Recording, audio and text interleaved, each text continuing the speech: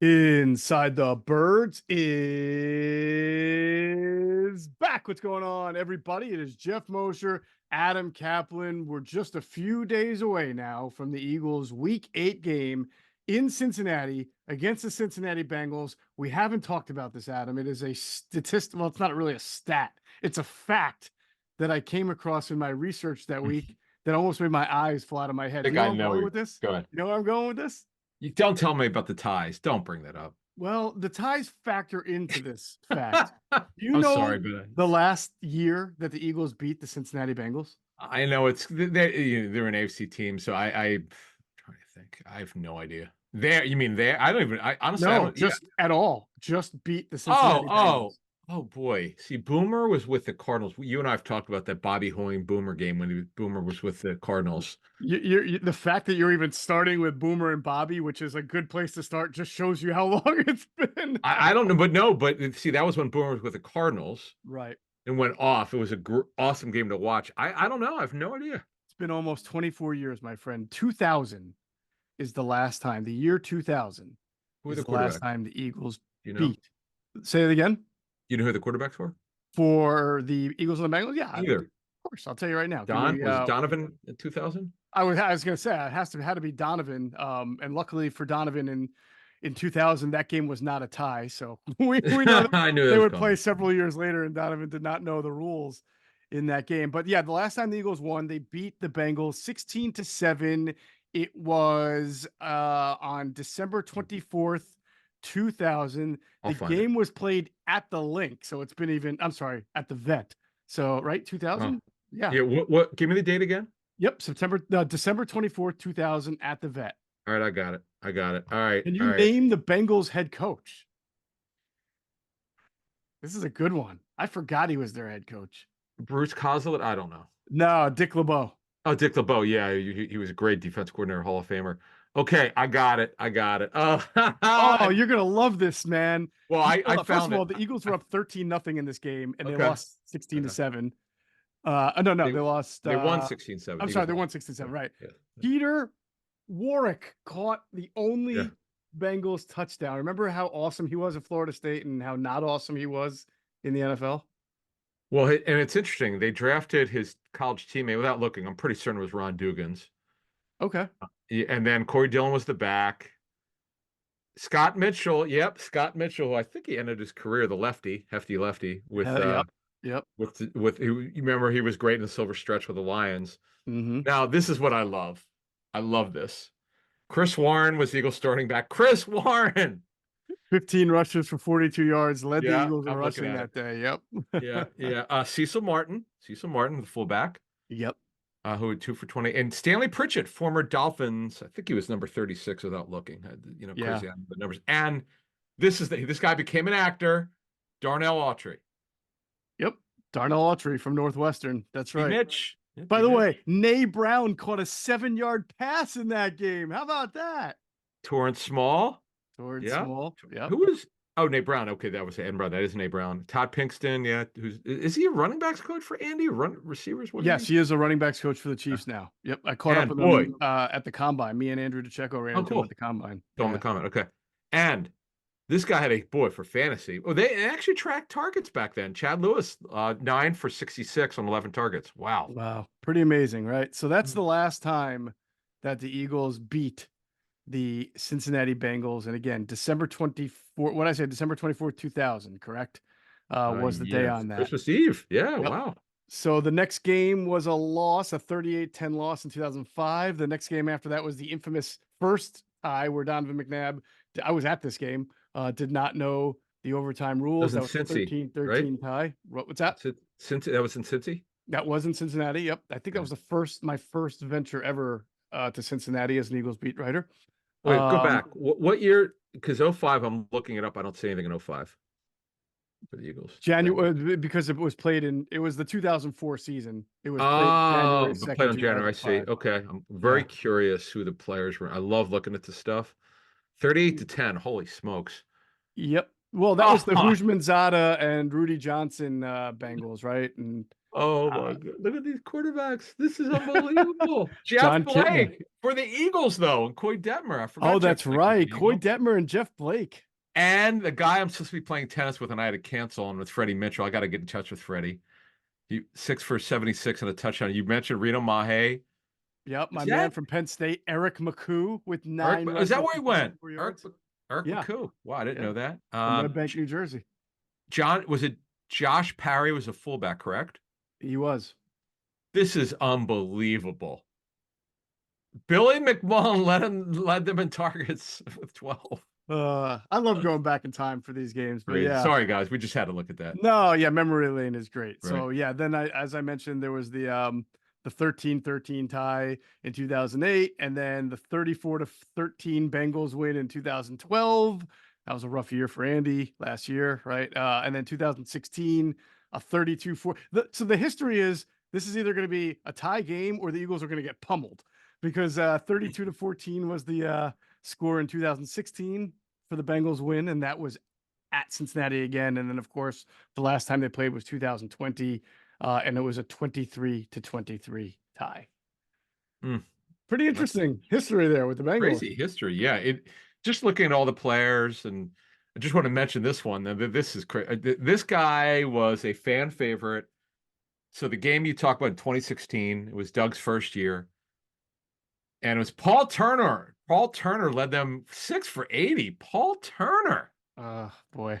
And and your guy, Say it. Dorial Green Beckham, DGB. Boy, these are not good stats. 10 targets, but only 4 catches for 29.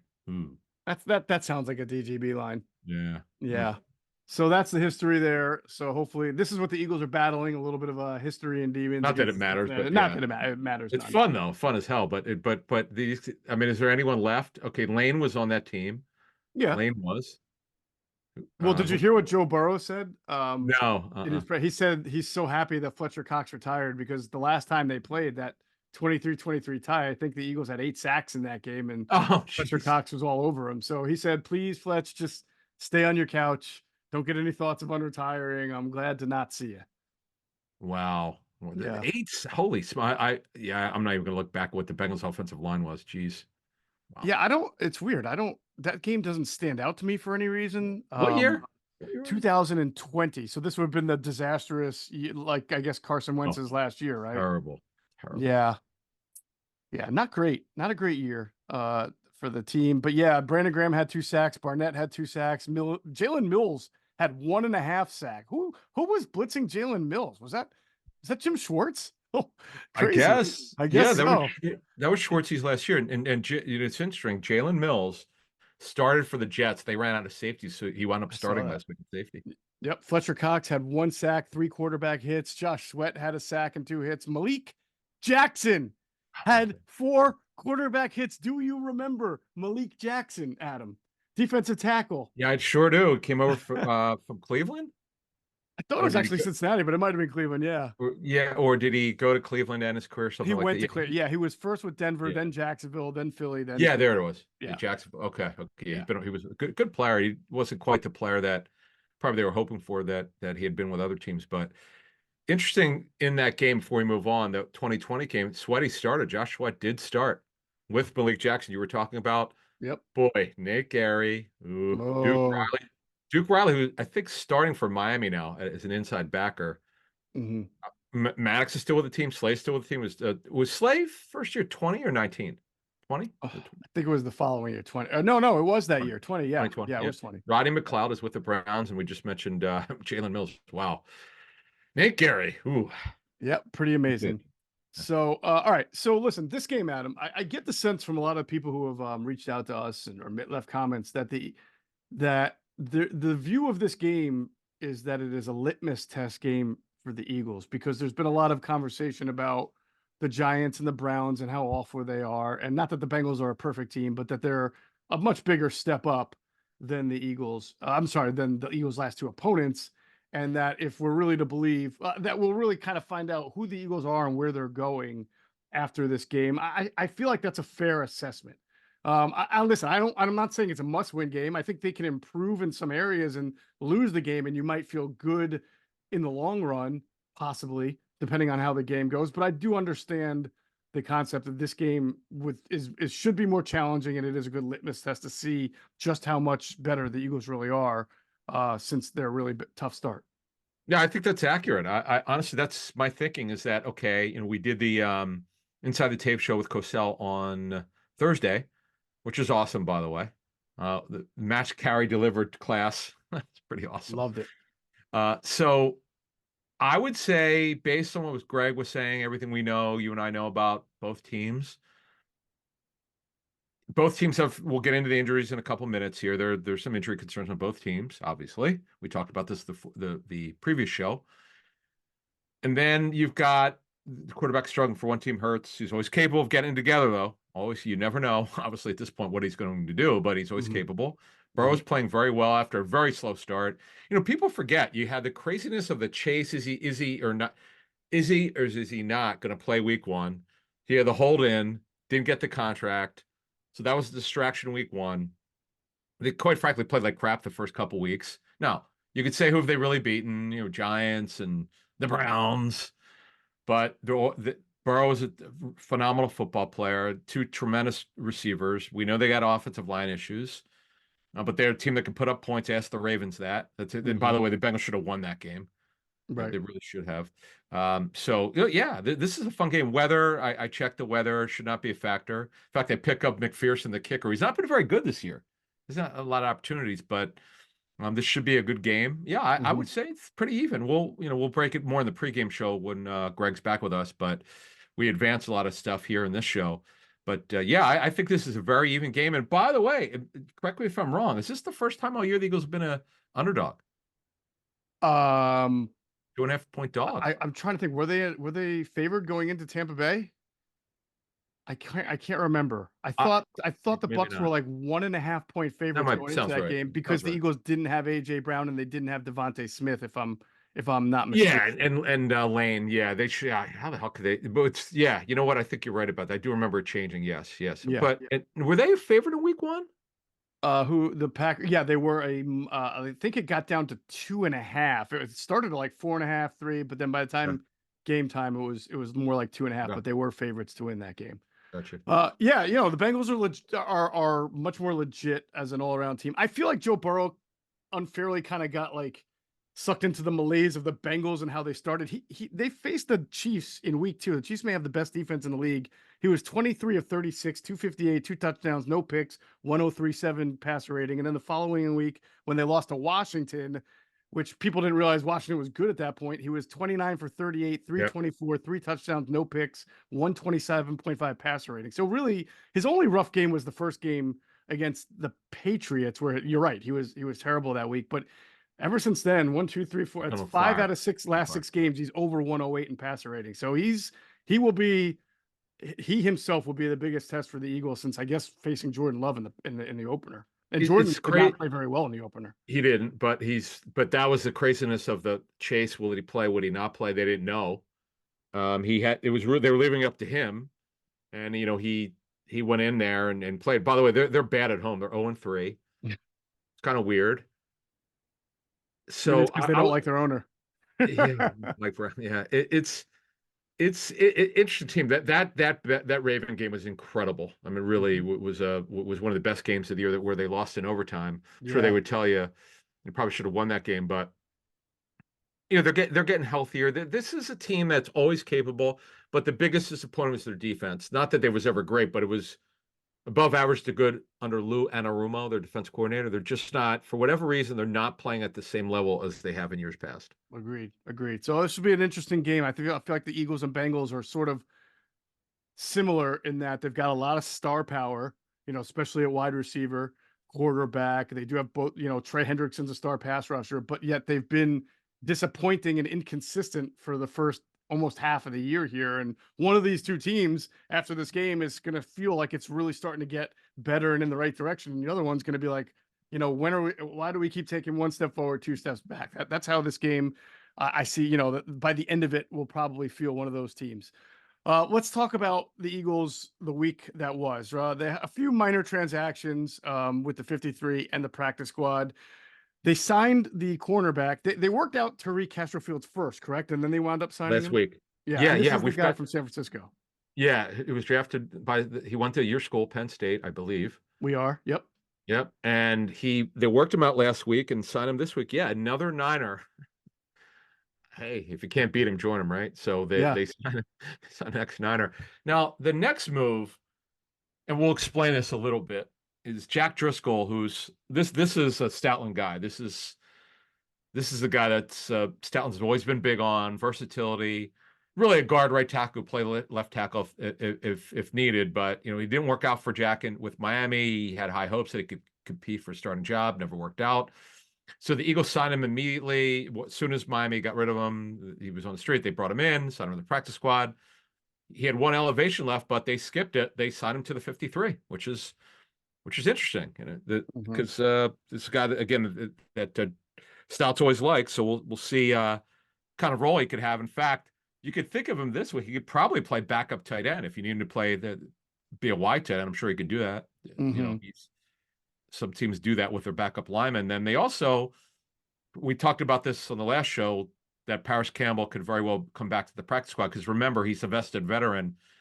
We're not past the trade deadline when everyone's subject to waivers if they're released. So contract terminated. They signed him back to the practice squad. And Siaki Ika, who was boy, he didn't do anything for Cleveland. This guy was a third round pick of the Browns, only lasted 1 year. Ooh. 335 pounds of Yep. him. He's a run guy. Yeah, he's a run guy. Real strong guy. We'll have more on him next week. We're talking to someone who was with the Browns, who was involved with coaching him. So we're gonna find out kind of what he looked like for them, get a better idea. But he could be that developmental guy in the practice squad, which they kind of need, because Gabe Hall, I know that Sirianni pointed him out. He did a good job as a practice player of the week or whatever. But Ika, as a guy, was actually drafted high. I mean, he was a Mhm. second day pick. So this could be a developmental guy for them. Yeah. Uh, let's go back to Driscoll for a second here, Adam. Sure. If I were to ask you to rank offensive lines from best to worst, would the Dolphins probably be in the bottom 3 to 5? Well, when you evaluate offensive lines, other than what the tape looks like, you're looking for talent, right? They're Right. not the most talented team. And I think Jack probably felt that maybe he would get a chance to compete for one of those guard jobs, Yeah. and it just never happened for him. It Well, was I it mean, is what does that say about what the Dolphins think about it? I'm just, I know he's a Stoutland guy, but man, if you can't make the Miami Dolphins, they have been terrible on the well, I would offensive say this line. much in terms, at least for depth wise. I mean, honestly, if you That's look what at I'm it, saying. okay, Yeah. so they kept Patrick Paul, who was a draftee second round. Okay, I get that. Obviously, he's not going anywhere. Uh-huh. Kendall Lamb is a journeyman tackle, has played for a lot of teams. He's a backup. He play right and left tackle, where Jack can't play left. And they have Lester Cotton, who's been there for a couple of years, who was an undrafted free agent. Yeah. Uh, Can't beat out Lester Cotton. yeah, I mean, okay, yeah, I guess he just didn't do well enough, but he's a younger guy who's got versatility. But there's also beauties in the eye of the beholder. Sometimes it's who likes him. Well, the Eagles Yeah. Stout, that was a guy, so he's valuable. They know the guy very well, and here's the thing: he knows the system. They're running the same blocking scheme they did before. They're not changing it, even though they have a new offensive coordinator. So we haven't heard anything's really changed. So we'll see what happens. But it was interesting. Driscoll's, and also before we move on, Driscoll's been the guy who's been up, not Gates, for a couple of those games, right? Well, Gates was up last week though. Right, Like they but were the both first two, elevated. Yeah. I think he Well, wasn't. Yeah. it's just yeah, it's a little surprising to me. I thought that roster spot would be used on a different position, and we'll talk about that in a second. And I, I know that they've had some injuries here. Obviously, they're down to Fred Johnson as their left tackle, Former and Bengal, by the way. obviously, what's that? Former Bengal, Fred Johnson. Former Bengal. That's correct. Yes, and of course they're down at right guard. They're gonna most likely be on Tyler Steen here while Hmm. Becton's out. But I don't know. Just I don't know. It's the Are you 53rd spot concerned? here. It's not really a big deal. I'm just surprised. What, in terms of Jack being up? Yeah, yeah. I'll say this, boy. I'm not trying to pick on Jack Driscoll, but I know he's a Stoutland guy, and Stoutland's done a great job developing talent. But the last year or two of his Eagles career were not. The I film was know. not great on Jack You're Driscoll. right. So Definitely right. Yeah, I remember uh, that. I guess that's why. Like, what? I understand that you like him, and you may not feel confident in Darian Kennard, but why are you even adding that extra guy when you already have like 3 or 4 guys on your 53 Well, who can play see, multiple spots? you just mentioned it. Kennard can play multiple spots, but Driscoll's actually started games. Mm-hmm. Not a lot, but he has started games. And that does matter. Like, if he had to go in for a pinch, because right now, as we speak, You're right. If Lane Johnson got hurt, I guess I don't know who would fill in. that would be the That's, guy. Yeah, because Kennard's been I think he's been active all but 1 week without looking it up. I think that's the case. mm-hmm. Whereas Gates is only a center guard. He doesn't play tackle. It's funny Yep. he played tackle in college, but not at this level. Right. Now, here's another question. Okay, here's another question for the future. Let's say Becton is available the following week. Does Steen let's say Steen kicks ass. Like let's say Steen, his first ever NFL start, is dominant. It would be a second NFL start. Oh, so Remember, he second. started against the Cowboys 2 years ago. Oh, I don't even remember. Okay. Yeah, and then the next time they had an injury at right guard, they wound up starting. It was against Seattle, I think. They wound up That's starting why you're right. the other You guy. nailed it. Who Yeah. was the other guy? Used to the guy out of Weber State. Why can't I remember his name? Strong hands. Sua. Yeah, they wound up starting Opeta The instead. Yeah. tape was bad. You're right. But here's the thing. That was his first year being new to it. He's grown. He had a really good training camp.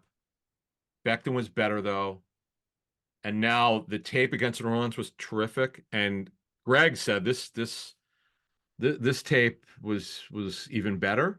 Mm-hmm. So look, maybe he's going to get it. Because look, again, Steen's their guy. They drafted him, right? He was drafted to start at right guard. Yep. And whereas Becton's been a great story, who the hell knew he could play guard? Yeah. Yeah. Who So knew? it's a good dilemma. And then the other thing is, I like it's good that we're talking about offensive line because we rarely do, and people get on us about that. So hey, we're talking about it. Here it So is. uh, and then again, Driscoll's had more experience, but we'll see. It's a good dilemma for Stout, and it's on him. It'll be his call in the end, relaying it to the coaches, and here's what I think. And unless they talk him out of it, that's what would happen. All right. All right. We'll see. We'll see what happens up front there. Other injury updates. I feel like there are a couple of guys that Okay, yeah. you're holding your breath on. For example, Zach Bowen, when he wasn't able to practice on Wednesday, right? And then he comes back on Thursday and he's able to do some work and you're Took it feeling all. better about No, it. he took all Yeah. took all the reps. Took all the Yep. reps. He's now. Here's what happens. You got to see what happens because of the Bengals when we get to them. You got to see what happens leading up to Friday's practice. And I always say is barring the unforeseen setback, we have to say that. Like, let's say he comes in, he's sore. That something like that, something would have to happen if they do a pre-practice walkthrough or whatever. Unless he's sore, he's going to start. Like that was when you take all your reps Thursday. Unless something happens, you're going to start.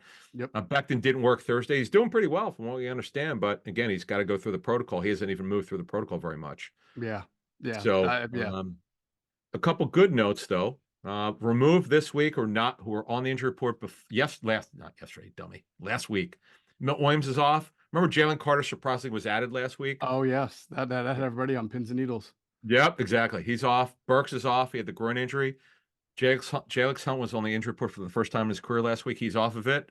That's good because who knows? He may be seeing more reps. Yep. Darius Slay, who had that knee injury a couple weeks ago, then he tweaked his foot. He's off the injury report completely, and this is good.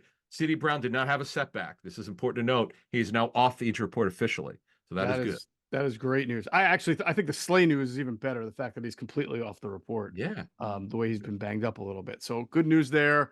Yeah, definitely. Especially Milton Williams, Jalen Carter, always good. So let's talk about the Anais Smith thing. This is interesting.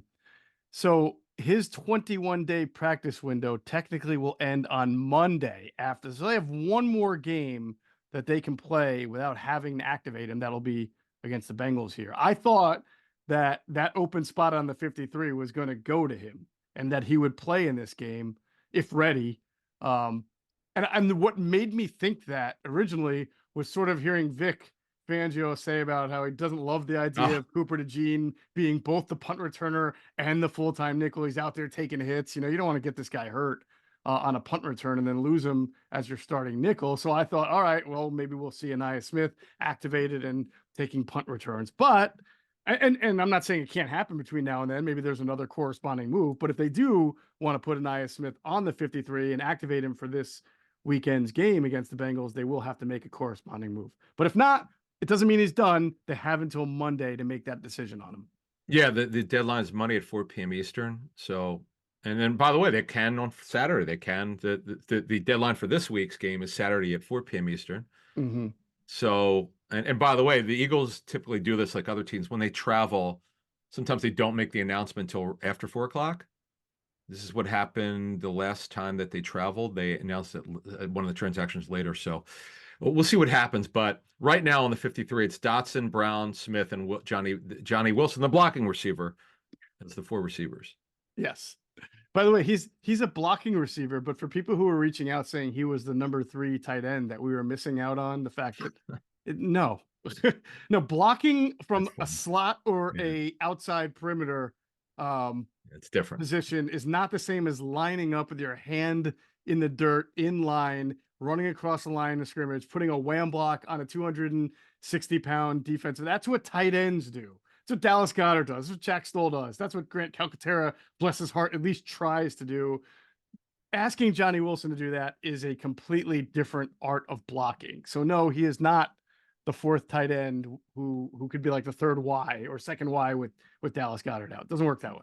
And then again, that's why offensive linemen, you see teams do this to save roster spots. As a 3rd tight end will be an offensive lineman. In fact, we mentioned that the year that Ertz was the only active tight end for a game, they used 6 offensive linemen for a small amount of snaps. And even just dressing 2 is crazy. I don't understand. Considering they have elevations. They've got Uzama, who's back, right? He's got 3 elevations left. And then EJ Jenkins, what does he have? 1 left or 2? Forget. I think he has 2 left. I thought it was 2. I'll tell you right now. Nope, he has 1. Oh, okay. He was activated. Wow, what do you got? Do you have like a little elevation tracker file? I do. Yeah, he was nice job. Yeah, he was activated weeks 1 and 2. I didn't know that. Jeez. Wow. Yeah, I forgot. I remember week 1. I thought Stoll was there for 2, but I guess not. I guess he started getting activated week 3. Mm-hmm. All right, good stuff. All right. So Dallas Goedert continues to miss practice with the hamstring injuries. Very, very unlikely to play against the Bengals, and we'll see if he can make it back for week. Who's after the Bengals? I forget. Washington? No. The Dougie Peterson Jaguars. Oh yes. Well, you say the Doug Peterson out. Jaguars, and I continue to say let's just see what happens each Monday after a game, because if they lose and they're playing the Packers at home, and if that thing gets ugly, you just never know. But yeah, as of now, it's supposed to be the return of Doug Peterson. That was supposed to be an 8 o'clock game, wasn't it? And it got flexed. It was yeah. It got flexed into. Is it 1 o'clock or 4 o'clock? I believe it is now a 1 o'clock game, or no, 4 o'clock. Oh no, yeah, it got flexed to 4 o'clock. Okay. I mean, look, it folks had nothing to do with the Eagles. It's the Jaguars. The league does not want, neither do the networks, teams with losing records in primetime games if they could help it, and with everything that's surrounded with Peterson. Now, the shame of it is, though, although we're happy that it's 1 o'clock, that the Eagles are now in the 1 o'clock window. But it was, again, more about the Bengals. At the time they did it, the Bengals were either 2-4, 1-4. So right, that's why they did it. All right, so no Goddard. Albert O is still in the 21-day practice window. This would be, I think, week 2 of it. So nothing there. Byron Young continues to be on the IR. I'm sorry, on the injury report with a hamstring, and Eli Ricks with a groin. That's it. So yeah, I mean, that's it. Look, the guys who the susceptible to being released through waivers would be either Young or Ricks. They're complete non-factors. Young has never played for the Eagles.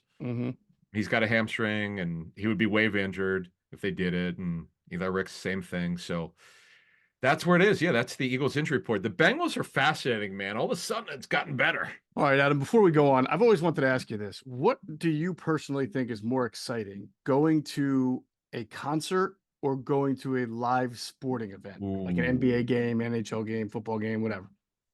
I would say, oh boy, I would say now, because I haven't been to a concert in years.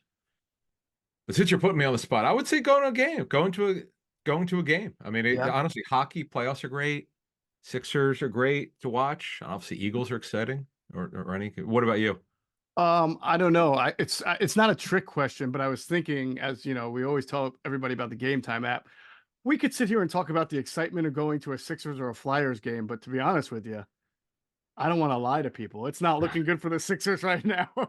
The Yeah, I Flyers mean, got a long way to go. So I noticed yeah. that there were some pretty cool concerts coming up, and maybe it's just best to go for the moment to go use that Game Time app, right, and see a concert. I agree with you that a sporting event live is almost an irreplaceable feeling. However, I'd rather go to a concert of my favorite group than go to a bad game that you want to leave by the third quarter. So for everybody out there who just may need a break from some live sporting events, go find a concert. There are so many awesome concerts here in the Delaware Valley or wherever you live and still listen to this podcast. We know a lot of our listeners are in different states. It doesn't matter where you live because the Game Time app works for everybody. And it's got a great new feature that we've been telling you about called Game Time Picks. It makes getting tickets to see your favorite teams play or your favorite concerts live even easier. It filters out all the fluff to show you only incredible deals on great seats so you don't have to waste time searching through thousands of tickets. Game Time has what they call the super deal, which is just shows you the best value for the section that the ticket's in. And there are other great tiers of deals as well. It's a fantastic buying experience, especially for concert tickets. You always want to know, Adam, where you're sitting because you know a lot of people don't want to sit like behind a stage or to the side of the stage. So there's so many great reasons to use the Game Time app because of all the great features that it has, and of course you're covered with the most flexible customer service policy in the ticketing industry. They offer event cancellation protection, job loss protection, and of course they have the lowest price 6th. guaranteed. Yeah, which is their lowest price guarantee is basically that Game Time credits you 110% of the difference if you find a better price elsewhere. So take the guesswork out of buying tickets with Game Time Picks. Download the Game Time app, create an account, use code BIRDS for $20 off for your first purchase. Terms apply. Again, create an account and redeem code BIRDS, BIRDS, for $20 off. Download Game Time today. What time is it? It's game time. All right, Adam. Also, we have an announcement for our Patreon members. We're going to have our Ask an Eagle for the month of October coming up, and it is going to be former Eagles wide receiver Jason Avant. The real number 81. Sorry, Tio. Yes, yeah, no TO. It's the real 81, Jason Avant. The more shorthanded 81, Jason Avant. And of course, you know, when we do an Ask an Eagle, what we do is have a live chat room, and we invite our tier 2 and tier 3 Patreon members in to ask the questions. Video. We just moderate. It's Anything live. you want to ask Jason Yeah. about football, about the Eagles, about his career, about anything, any other wide receivers, because Jason, and also college football, because Jason's the sideline voice for University of Michigan football. So feel free to, you know, make fun of him for Michigan karma. Getting It's through Zoom. Yeah, it's so Yep. you actually talk to him live. And then you could also, if you're a Patreon member, if you can't make it, because by the way, it's this Tuesday at 7:30 Eastern. Mhm. Here's the really cool thing: it's back to back. It's Avant at 7:30 and Cosell at 8. Yep, our weekly get Ask you- Cosell at 8. That's right. Yep, get your popcorn ready, man. It's an hour, man. We just moderate. Everybody gets to ask your questions. It's really cool. And then we got a Chalk Talk coming, hopefully with Chuck Pagano. Chuck's traveling, so he said he's going to get back to me. Awesome. But Chuck, we want Chuck Bailey because he's got so much stuff on. He's seen Cooper Jean's tape. Obviously, he took over for Fangio, so his story is really fascinating. He kept Fangio. He didn't change it. Chuck told us the last time he was on this, he had to learn it. How about that? How about that? That is crazy. Incredible. Yeah. So take advantage, by the way. We have obviously our tier 2 is $12 a month, tier 3, $15 a month.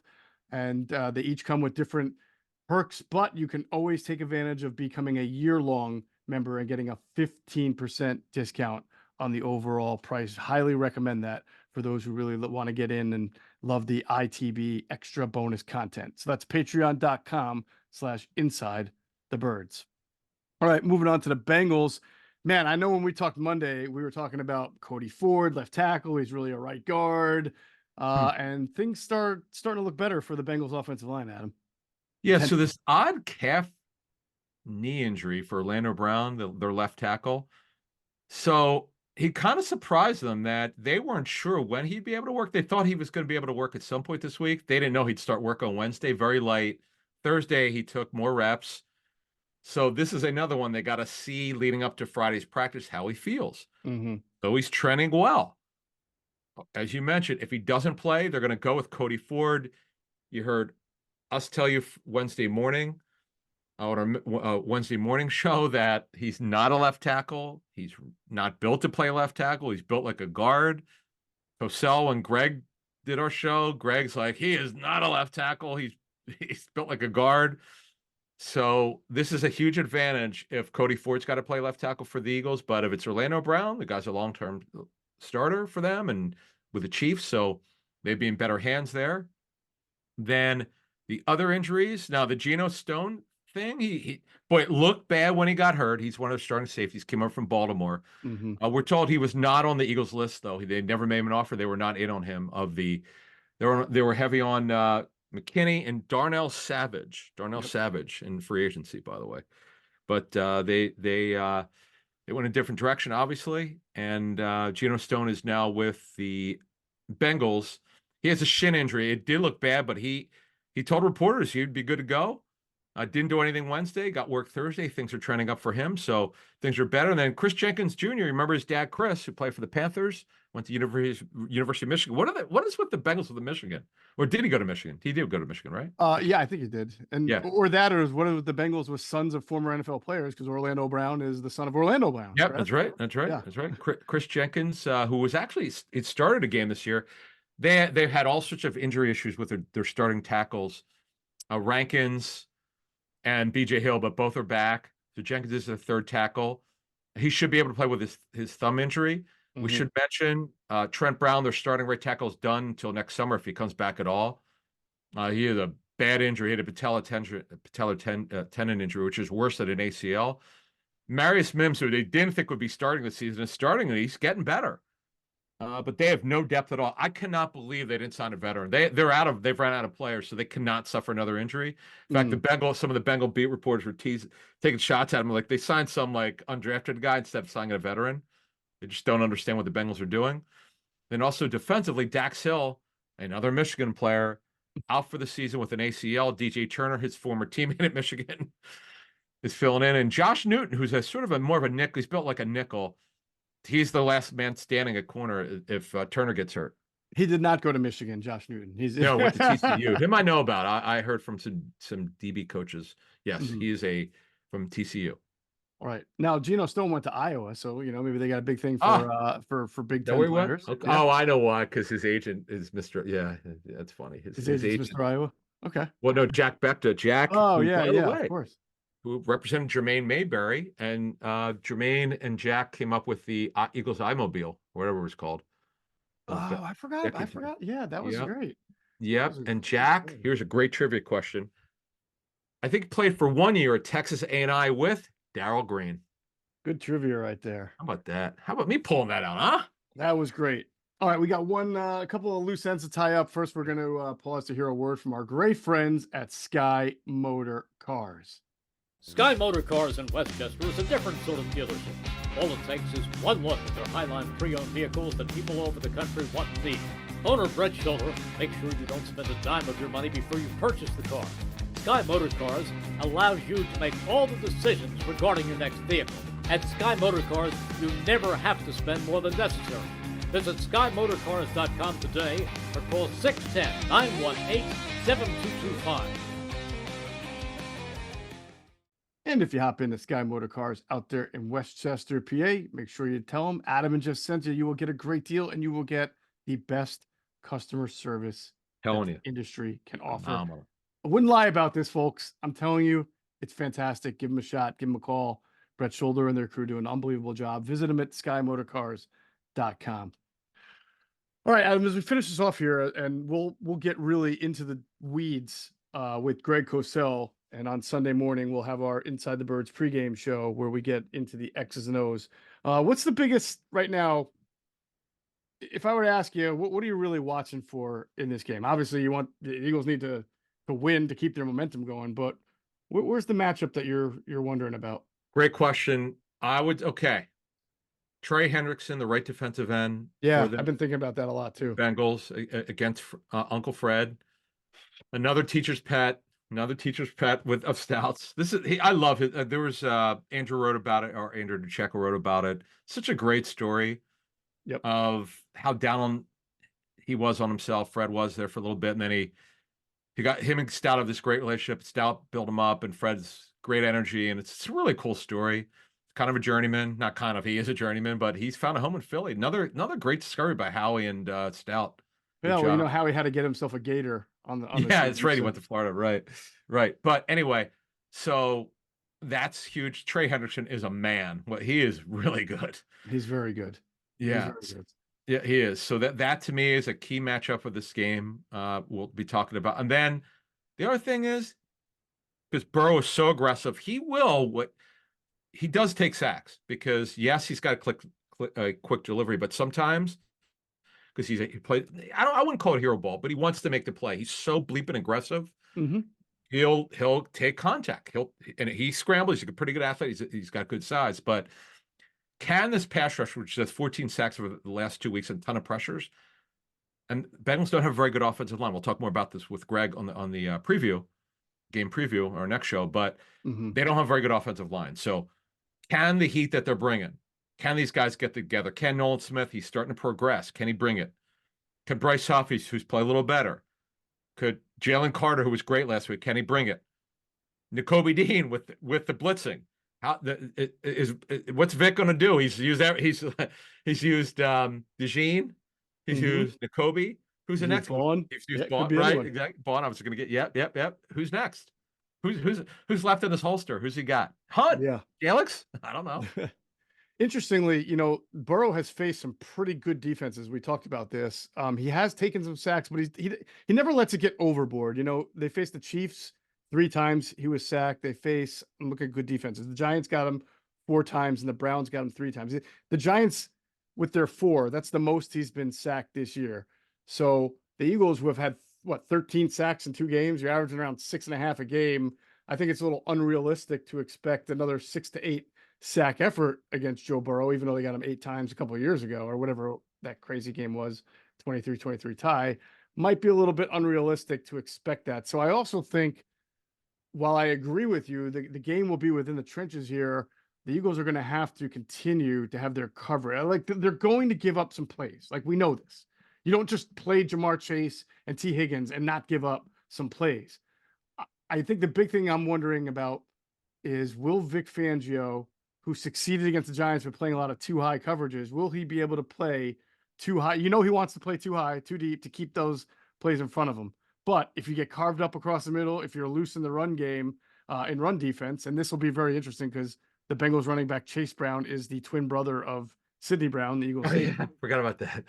By the way, this game is full of just like you've got. I'm excited, man. You got Chase Brown, you got Jamar Chase, you got AJ Brown, you got Devontae Smith, you got Sidney Brown, you got T. Higgins. Wait, no, there wasn't T. Higgins. There's another Smith. There's Devontae Smith, and there's another Smith.